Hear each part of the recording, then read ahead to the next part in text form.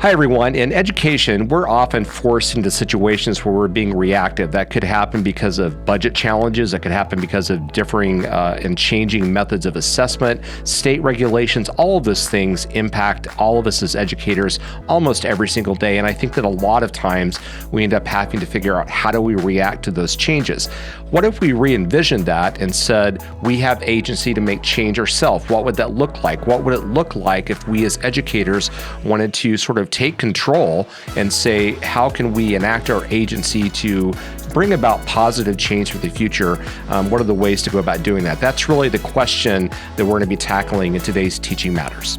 Welcome to Teaching Matters, a podcast exploring all things teaching and learning. Teaching Matters is produced by NPR affiliate WOUB Public Media in Athens, Ohio. And here is your host, Dr. Scott Titsworth, Dean of the Scripps College of Communication at Ohio University.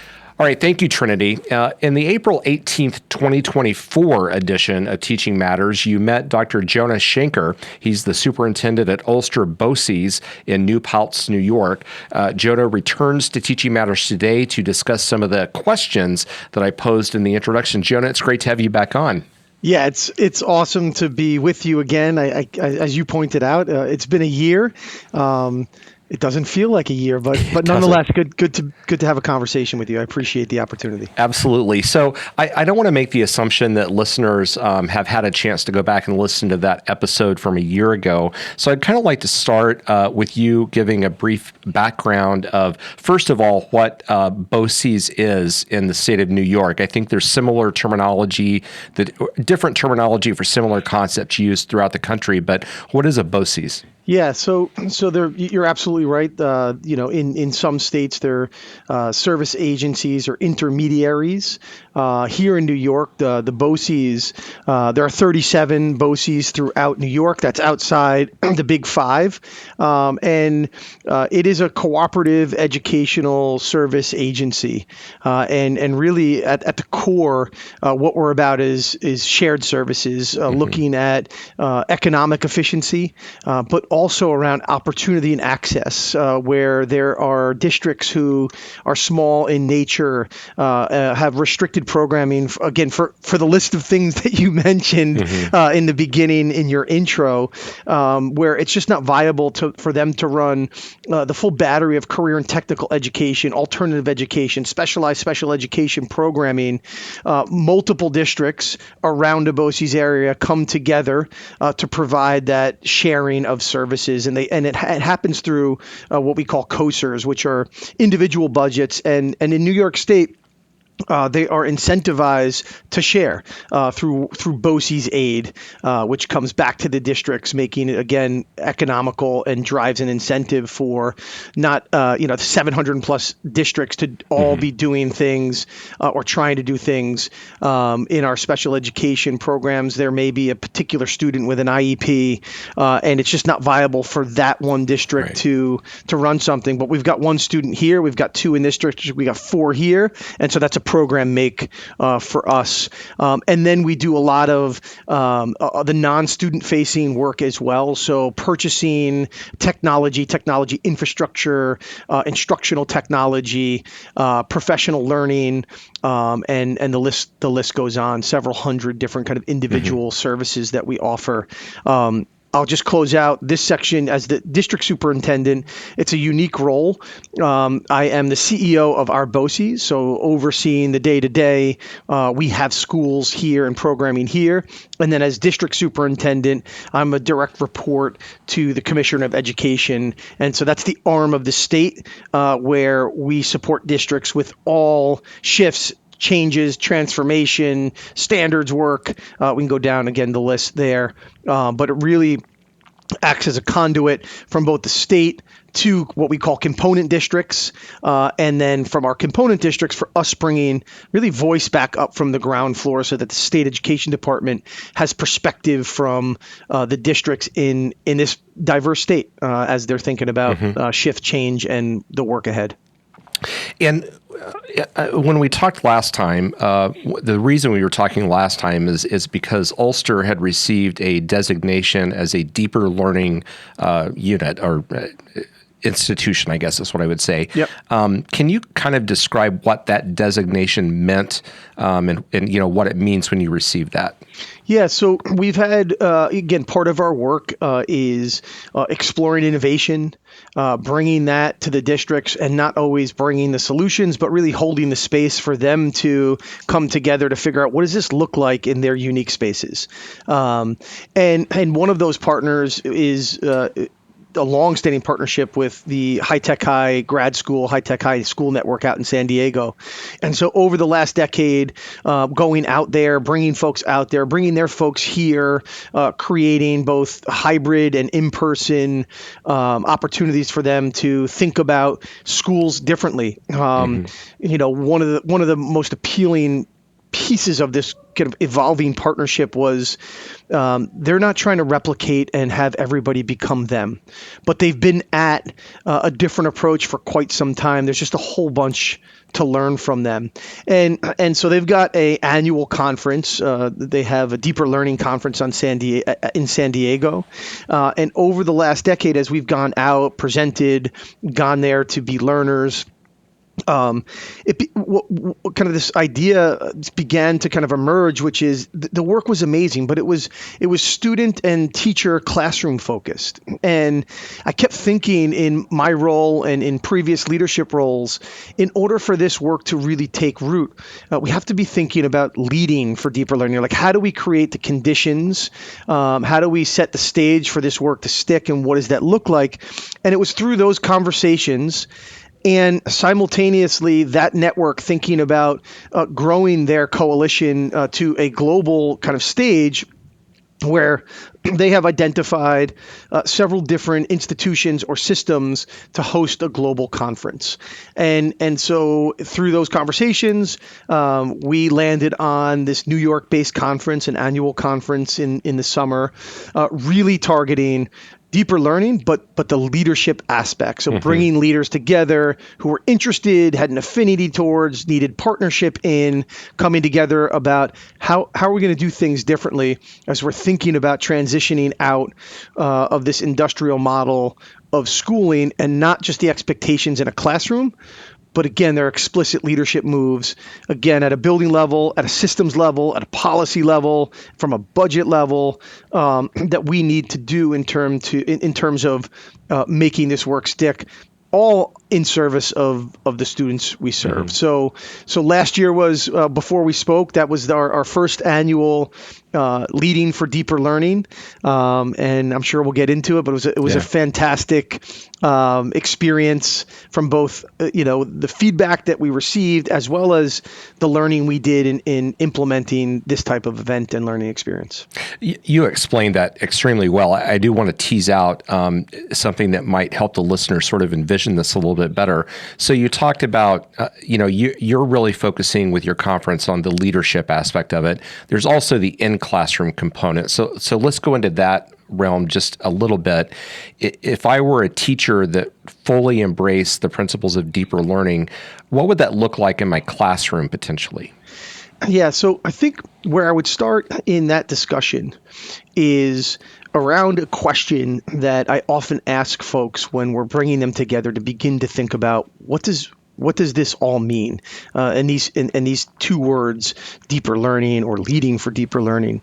And I often ask, whether it's principals or teachers or students or industry partners or community college, it really doesn't matter. I've had the opportunity to ask this question locally, nationally, globally, which is what are the skills that we really ought to be fostering in our students in order for them to be successful, not for our future, but for their future.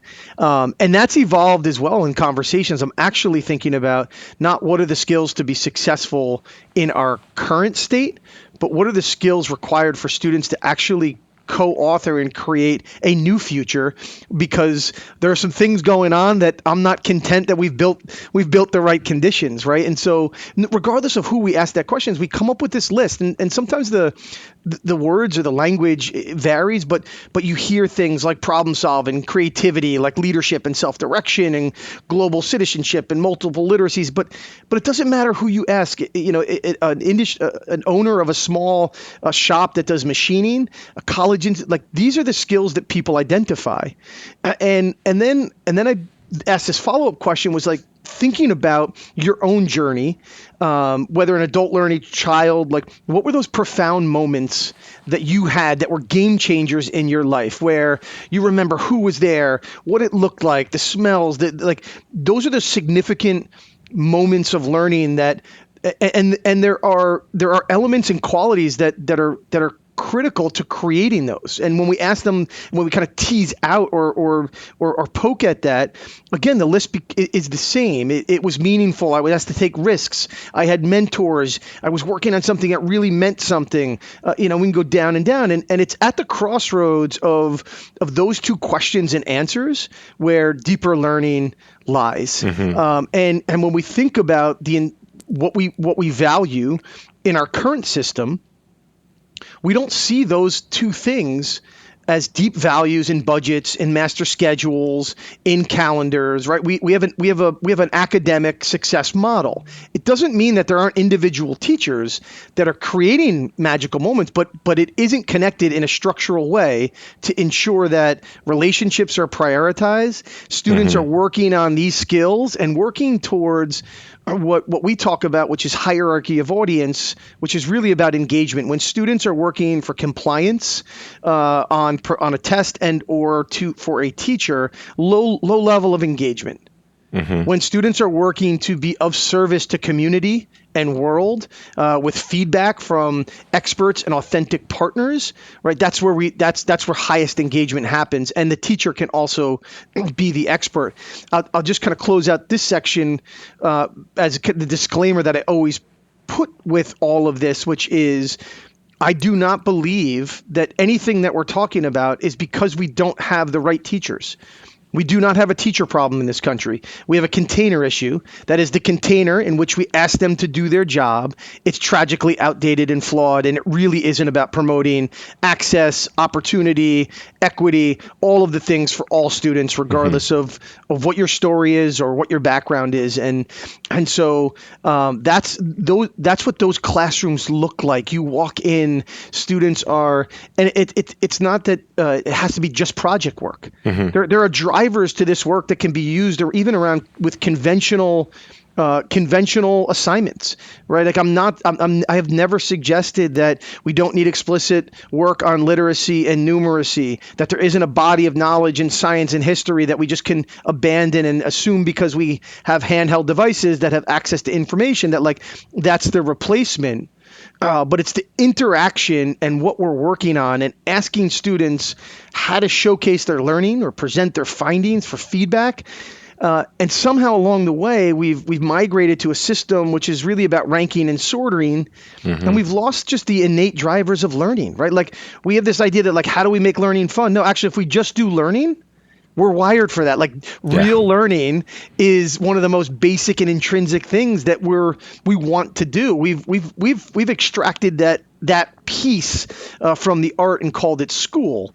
So that's where we sit, or that's where I sit with that. I won't speak for anybody else. Yeah. So going to the other side of that coin, which is the leadership side of it, I want to just focus in on maybe some examples of how in a traditional model, the container, as you said, where there could be breakdowns.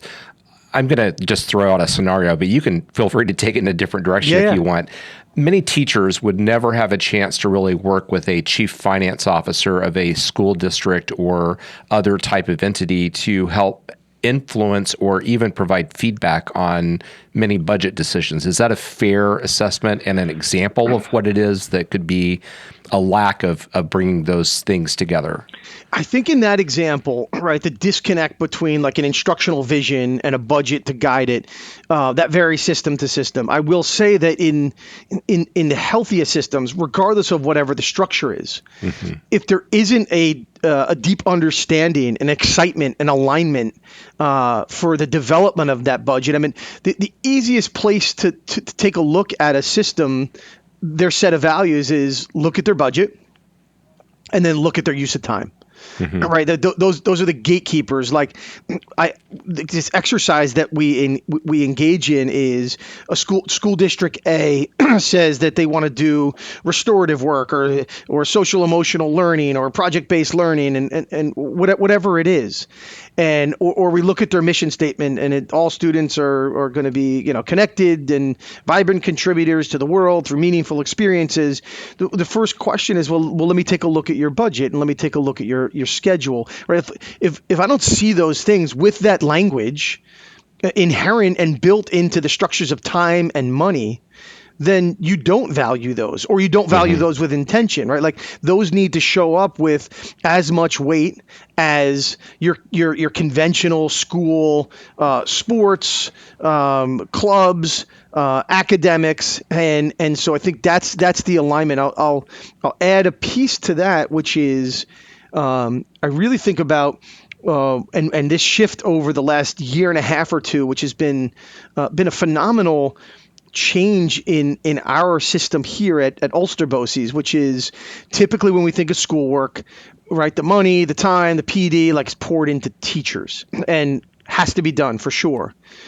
We have really done a tremendous amount of work in what does this mean for non-student facing employees in the system. How do we get an account clerk who never sees a child, knowing that and aligned with and excited about the vision, knowing that the work that they're doing each day on their desk, while it may not be directly for students, about creating the opportunities, not that we're talking about, that they actually understand or have seen or have had the opportunity to participate in. How do we get that shared co-authoring and really this idea, what we call crew, which comes from EL education. It's a metaphor of individuals rowing on a boat, like all rowing in the same direction. We are not crew, or we are not passengers, but we are crew. So how do we ensure that custodians and food service and account clerks and school bus monitors, right, like, feel like they have an oar? And they're pulling it on, and it's actually pretty simple, right? You just include them, and you get them interacting with students, and you get them in circles and talking about and valuing their voice, right? Like, is there a cost associated with it? Sure. Time is money in any work environment. Is there a hard cost where you got to purchase? No. Treating humans like humans, bringing them together, right? That's free work. And I would suggest that the outputs and the outcomes and the productivity from feeling like you're contributing far outweigh whatever cost analysis you could put together to look at the power of that work. But before we turn to talking about last summer's conference, I want to give you one more chance to plug your district. So if you were to, you've been doing this deeper learning, in philosophy formally, I guess, for a couple of years, but you've probably been exploring it longer than that. As you look back on the time that you've been excited about this and trying to implement it, what's the thing that you're most proud of right now? So, as I think about the language we're using, and educators love a good acronym or buzzword, but it is important, right? Language is important, right? There's being precise in our language to make sure that in this growing agency, 10 years ago, maybe 150, 160 staff members. We're at about 535 or 40 staff right now. And so when we talk about our vision, we call it our North Star. How we get at that is deeper leading and learning. We drive deeper leading and learning with crew, the equity drivers of PBL.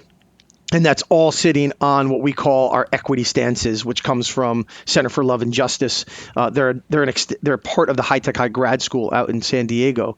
But it's important that everybody knows that. It's important that everybody can talk that language. There's different versatility in terms of being able to explain that through an educator's lens or somebody who's in kind of back office support. But everybody knows that we're working towards this North Star and this agency. And so as I walk around a decade later, and I listen to, again, custodians, maintenance, food service, in circles, talk about what they see, how the North Star is showing up. It's that piece is amazing. There's a coherence in that's illustrated, and there's a commitment to that. And again, I think although we have schools, we're a service agency, and so over the last 2 years, what I think, and what this drives, I believe, is improvement in work. But we're really clear about why we're doing this work. We're really clear about how we're doing this work, and we're really clear about what this work looks like. And because of that clarity, it's driven precision around professional learning, around those budgets, around how we think about schedules, and the outcome is environments for students that prioritize relationships first, because absent that, especially in our current environment, nothing else is happening. There's no learning happening until basic needs are being met. So while it's adult-facing things, it's in service of students, and it really. I'm walking around today, and I'm seeing this happening in such unique places in a culinary lab, in our career in tech, or in an auto shop, or walking in and I'm seeing how this is playing out in a second grade classroom with nonverbal students with autism. I'm seeing this played out in an alternative education setting or an early college, high school. And at the same time, walking in and watching a group of adults that are getting ready in a business meeting circle up and check in, right? This humanity work that's happening first. It's pretty cool. Makes me happy. It's great to see your excitement about that. So last summer, in June, was that when the conference was? Am I remembering July? Yep. Yep. July. Okay. You took it upon yourself, your district and you, that you were going to host the Deeper Learning New York conference. And we talked about it last April in anticipation of it, but now you've been through that. And, all of us have been to a conference at one point in time or another. And the typical model is you go in, you listen to people talk, and you diligently take notes. You go back home and you forget most of what you've heard. So how was the experience of the DL New York conference different from that? What was it like being there? So at the core, the belief around the structure of this conference, again, modeled after the conference in San Diego, the Deeper Learning Conference there, modeled after how we think any type of adult learning, right? Look, what needs to be true in learning environments for students isn't different than the conditions we need to create for adults. They need to feel seen. They need to feel heard. They need to have a sense of purpose. And it's through those connections that we know learning can happen, right? We have to understand the diversity of learning types and be able to accommodate and meet those needs, right? Like one giant room with loud speakers, that doesn't work for everybody's learning type. And so how is it tactile, and how are there breaks? And so really what it's about is, rather than going to the conference that you described, where you go and there may be great sessions where you learn some things, but you sign up for 5 or 6 45-minute sessions and you move around, you're signing up to have an experience, to model the shifts that we hope to see for all learning environments. And that's done through, rather than attending a series of small slices, really engaging in a deep dive. And so one of the days is a 4 or 5 hour immersion where there's community built in that room. Again, each of the sessions, the facilitators bring their own unique style, but we work with them to ensure that they're hitting the targets for the competencies or the style or approach that needs to be inherent to create those conditions. So there's some common things or structures that happen, and then in the other days, you get some diversity in content, but they happen through what we call the Den Talks, and Den Talks is really more of an interactive session. Think about how there's an expert. You're at a party. You're down in the living room or dining room, and there's somebody there with some expertise, and they're sharing some knowledge and wisdom. But it's conversation, and those are the Den Talks. And then there are all the other things interdispersed, right? Like the food is good. It isn't just bag lunches and picked up because space and environment matters. We mix in a handful of different keynotes. So last year we had Chris Emden, who delivered an amazing message, really challenging and setting the stage for the thinking for the day. We had this an even more amazing student keynote who came to us as a senior and talked about accessibility and really let the adults know it's not that hard. All you got to do is ask me. Can I stop you just for a second? Yeah. I actually saw a clip of that person giving her story. I don't want to make assumptions about pronouns, but can you kind of recount the story that was told? Because I found that very powerful. Yeah, it was a mind. I mean, as in going around talking to colleagues I know and colleagues I was meeting, everybody in the room was blown away.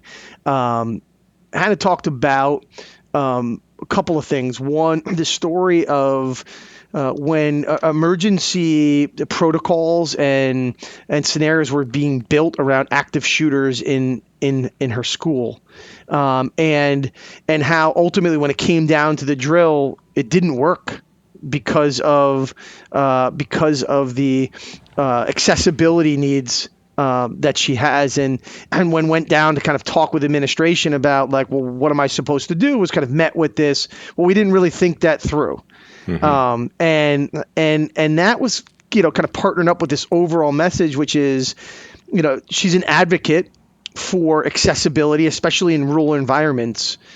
But guess what, adults? I don't always want to be an advocate. Sometimes I just want you all to figure it out, and all you got to do is ask me. Not retroactively have to fight for my rights. And there was, again, as I said, there was just she's brilliant, she's articulate, and but done in we can do better. Yeah. And I want to partner with you in that. So yeah, she was phenomenal. Yeah, it was very powerful. The brief part that I saw on the video, it made me think about how often we fail to consider the easy solutions up front that would prevent problems from occurring later on, just because we don't take time to talk to people. Yeah, and I'll add. You asked about the kind of the inherent qualities of deeper learning and maybe what this looks like in a classroom or a school. There's also this kind of parallel track in terms of design, right? Like teachers as designers, leaders as designers, this idea that everything in the world is designed, and it's either designed with intention or it fails to be designed with intention. And there's no research out there that suggests that like no plan for design is a good plan. Yeah. And in that, there is this idea that we live in a society and a country that is built on the concept of average, right? Like our schools are built around average, trying to do the most amount of good for the largest block of people in the middle. And because of that, enrichment on one side and intervention or accommodation on the other side. And there's this piece that we work with when we're thinking about design work, which is how do we actually design for those furthest from opportunity? Because when we do that, everybody else benefits. And they're explicit moves where, first of all, are we asking the right question, right? Like the largest flaw in design work is the wrong question. So making sure we have the right question. And then before we get to prototyping or thinking about solutions, we engage in this empathy piece, which is perspective, right? Like making sure we're talking to as many people, the right people, to get perspective before we do our design work. And I think that's that space where Hannah was talking about, right? Like, that's fine. You went in and you did your plan about how we're going to respond in this, but you forgot to then go and ask the question, what about the student in a wheelchair? What about the student who can't hear? What about the student who comes in late? Again, we can go down the line, but when we slow down and engage in that empathy piece, it's a critical step to design work and to deeper learning and leading. And when we get to kind of past last conference and where we're heading, we've actually built logic models now where we can begin to work with districts where we're thinking about, rather than strategic planning, theories of action and theories of change. Yeah. And in those logic models are built in the steps of empathy, tuning or revision, and so on and so forth. Have you been exposed or read or been around the concept of appreciative inquiry at all? No. So I bring it up to the point that you just made. So appreciative inquiry is used a lot by interpretive scholars in various fields, but the idea is that when we're trying to understand how to solve a problem, one of the best ways to do that is to be observant of people that have naturally figured out that problem. So one of the examples that a colleague of mine uses over and over when he's trying to explain this clearly is that if you're in a hospital setting and you're trying to figure out why is it that MRSA is spreading and how do you prevent that, talk to the people that clean rooms and understand how it is that they're protecting themselves, and then figure out if you can take those concepts and broaden it to the rest of the staff. And actually that has been done. It's been an effective intervention where a hospital went from, having problems with MRSA infections spreading to actually figuring out solutions to it that their janitorial staff, had figured out for their own personal protection. And so, appreciative inquiry is finding what my colleague Arvind Singhal refers to as the positive deviance. They do things differently with great positive effect, right? I bring that up because, when you're talking about this strategic planning approach of, trying to enact change, at Ohio University, we just had a new president come in, not this academic year, but the year before that. And she enacted a strategic planning process that was entirely built around appreciative inquiry. In other words, people in a dark room are not going to write the strategic plan. The people out in the classrooms and in the schools and in the colleges are going to figure out what are we good at and how do we really elevate those strengths to get better overall. And I've been through a lot of strategic plans, and I have to tell you that it was empowering because we weren't asking the question about how do we want to just change for change's sake, but we were saying, what are we good at Ohio University, and how do we forefront that? And it sounds very much like what you're talking about in terms of leadership behind this deep learning concept. Yeah, again, I think it's exactly aligned, this appreciative inquiry, with what we would call empathy in our empathy interviews. And again, let's talk to the people who are closest to the ground floor, to the problem, with the solutions, with perspective outside of that, before we start designing paths forward, and be willing to kind of go back in that loop before we just move on for moving on sake, because we got to put that strategic binder in the place on the shelf that we're never going to use it. Yeah, exactly. So back to the conference, who are the types of people that were there? Were they all administrators, or was there a mixture of people?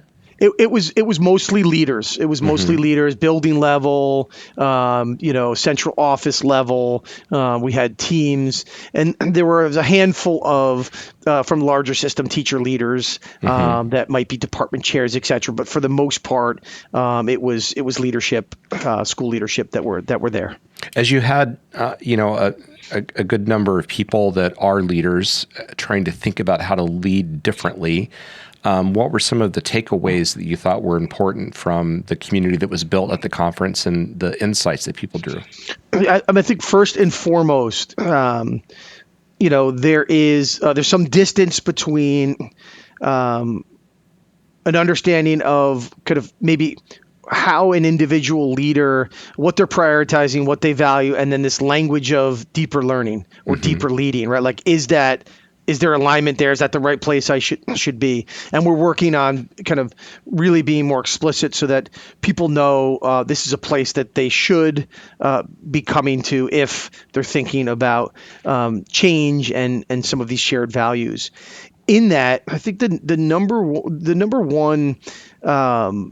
It was feedback that was tangible and quantitative, but also qualitative in discussions on the ground floor, and inherent in the exit feedback it was really nice to find a community. Innovation is a lonely, lonely place. Yeah. In New York, 700 plus districts outside of the five, one or two teachers in a small district who have this desire or value system and doing that there, maybe not supported by administration, a building principal in a system with 5 or 6 schools who's trying to do things different, a superintendent. And so we don't always have the fractals connected. Yeah. And so just the coming together to say, wow, I have these are my people.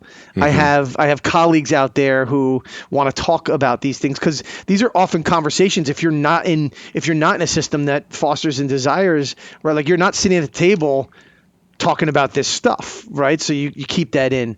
So I think first it's about connection and realizing that there are these coalitions and this as a gateway to a larger community. And part of that is the power of what the deeper learning network is trying to do, right? Is not everybody can get out here, but can we create these bright spots around the country or around the world, and then figure out ways to connect that tissue so that we're building out the network. So I think that was the first. The second largest takeaway was it wasn't rushed, right? There was an appreciation for the deep dive to like get in something, do learning, spend some time.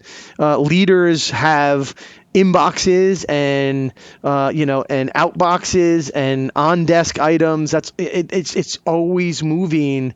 You think about the kind of the code switching. They're having a conversation with a heated parent. There's a student who's in distress. They've got a teacher that has this need. There's a community. They're getting ready for an event at night, and so for the most part, there's never this ability to like settle in and be present in some work.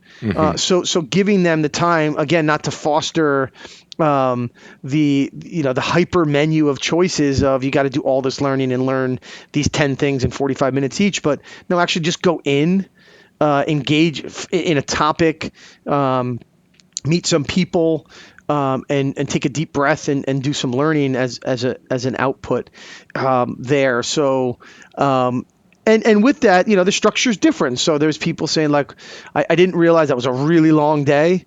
You have to have the chops to do the 5 hours of heavy lift and head work and heart work. But overall, the feedback was pretty fantastic. So you've been living this, and I'm going to present this in a way that will sound negative, but it's because I want you to, think about answering the question. So, you're talking about thinking big about change and forming communities of people that all share that value. I firmly believe in that. Could there be, how would you answer a criticism that sometimes big thinking is difficult to take into action unless, you've got buy-in from literally everyone around you? In other words, you might think big, but you're not going to be able to act big. How would you respond to that? Yeah, so I think a couple of things. First and foremost, that was the nexus for not deeper learning, but leading for deeper learning. Right? Like, let's get the folks in the room who have the positional power to be able to prioritize and think about not just rolling this out, but actually creating the conditions for change. So the folks who are coming to the conference, superintendents and building principals that are leaning into this, can begin to value and prioritize to think about what does it look like to support all levels of systems to be moving in that direction. So that's a different set of work.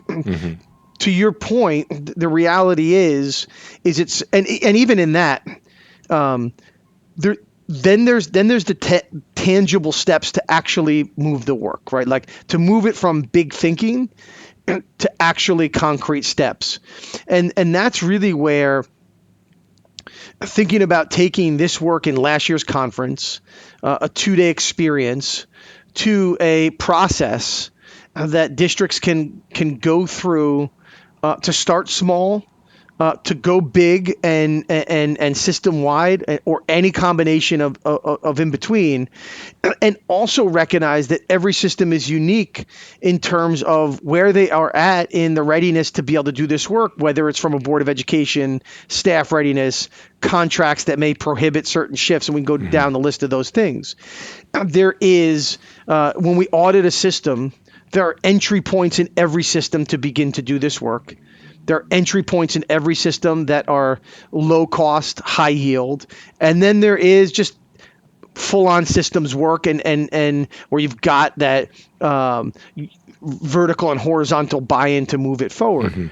But what we have to do is, whether it's small, whether it's around thinking about how students show up in the morning just on arrival, or the way we send absentee messaging through a school announcement, whether it's a homeroom structure, whether it is a master schedule and moving to block scheduling and project-based learning, or whether it is, again, a full system transition. We've got current state, we've got a desired future state, and there's a tension bridge that lives in between that. And there are critical moves that need to happen at each level.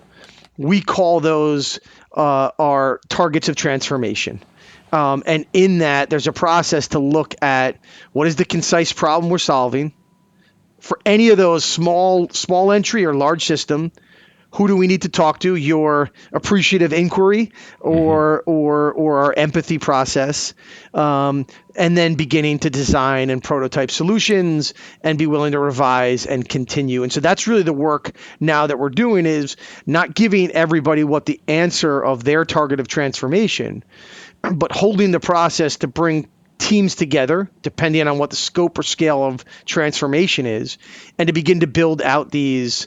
We've had the opportunity since that last conference to work with about 3 or 4 districts who have varying levels of transformation within this deeper learning. And it doesn't have to be new work too, right? That's the other piece. Like 3 or 2 of the districts, it was about, hey, we've been working on this. We want to continue working on it, but we like to think about it through this lens. Great. Let's pick it up. Let's audit. Let's take a look at it, and we'll rock.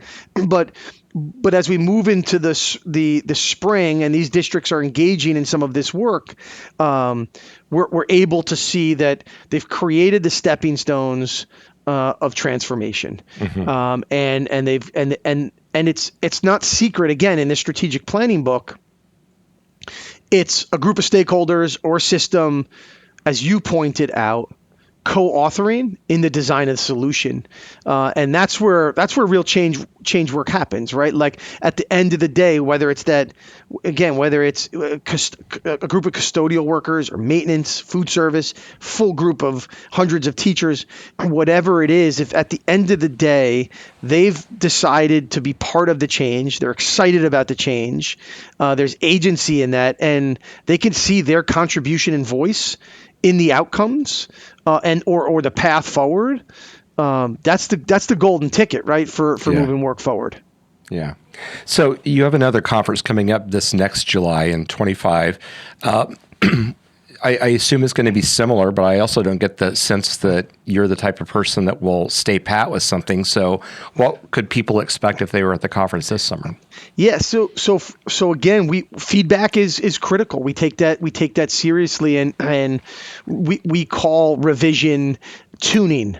And there are specific protocols to, again, allow for tuning to happen, where it's about bringing expertise or voice in the spirit of elevating all work. And so in terms of the structure, the flow of the day, the kind of the backbone of that, we've made tweaks based on people's lived experience over those 2 days. The location will remain the same at our host school, one of our component districts in Kingston, New York.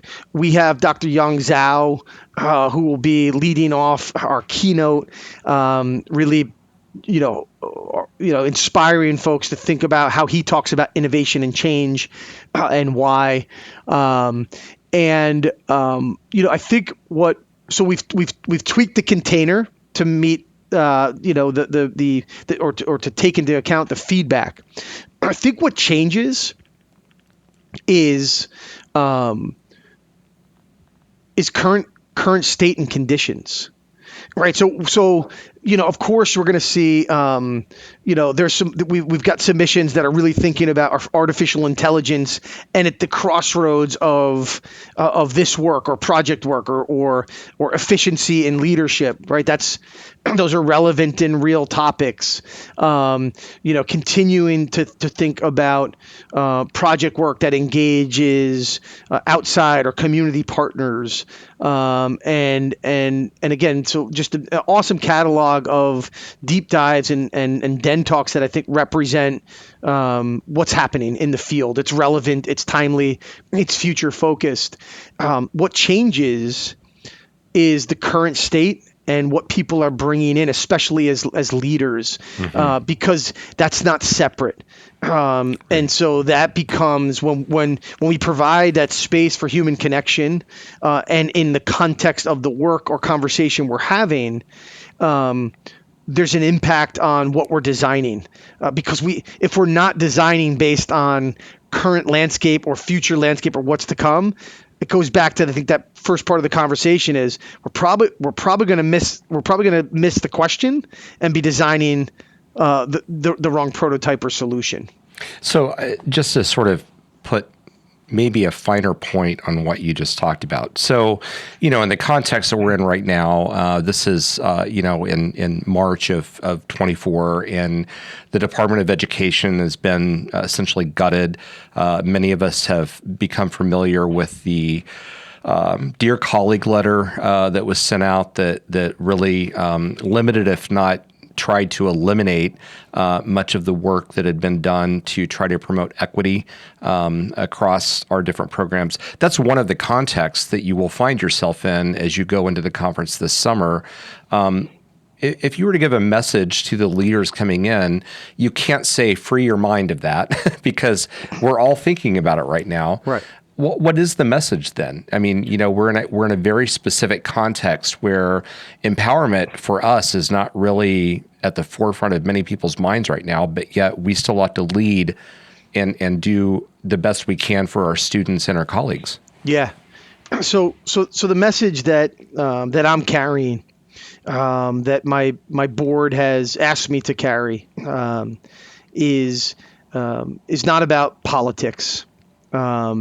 The movement, the narrative, the initiative, the action or perceived impact of action or lack of impact is a direct attack on public education.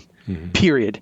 Public education. We can get into language, acronyms, letters to describe, but at the end of the day, our vision, our mission, our purpose is to ensure that every single student, regardless of their story, regardless of who they date, regardless of their socioeconomic status, we can go how they identify, we can go down the whole list, shows up, crosses the thresholds of our institutions and our schools each and every day, ready to be built up, be connected with, leave better than they were for the next day, each and every single day. And anything that pushes on that is a direct attack on our work as public educators. And I'll just, we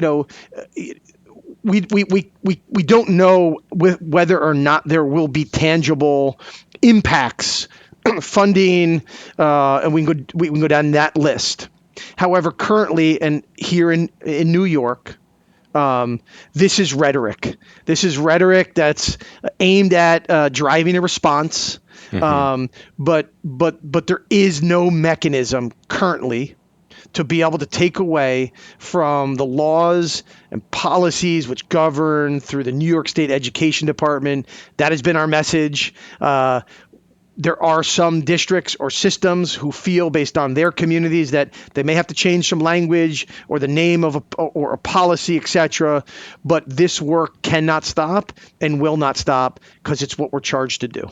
Yeah, I love the way you described essentially each student is important, hyper-personal, approaches to teaching and learning.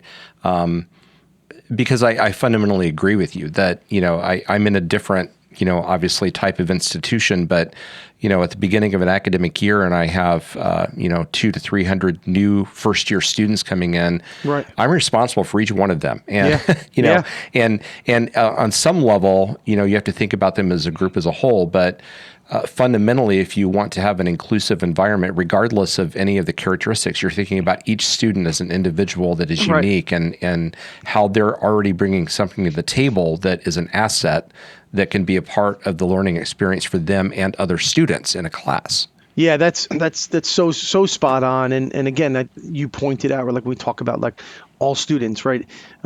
Yes, of course, all students, but we start to talk and recognize the individuals. Yeah. Right. And break it down by not the acronym, but what's under there. Like, let's work at the definitions. So there's a problem with ensuring that we know that this child comes in with this story, and we're going to do our best to provide more and better and the same opportunities. What's the problem with that? Yeah. Absolutely. Right. Because that's not political. That's anti-human work. Yeah, absolutely. So just to kind of tie a bow around the conference, is this a conference that if a listener in another state that's not, part of the New York system finds interest in, would you recommend that they look out and, can they register? Can they come? Yeah, we are open for registration. We're July 15th and 16th. The easiest way is through our website at ulsterboces.org, and I can share those links with you under our deeper Leading for Deeper Learning site. There are all the information about, again, if you're traveling, hotels and accommodations and structure of the day.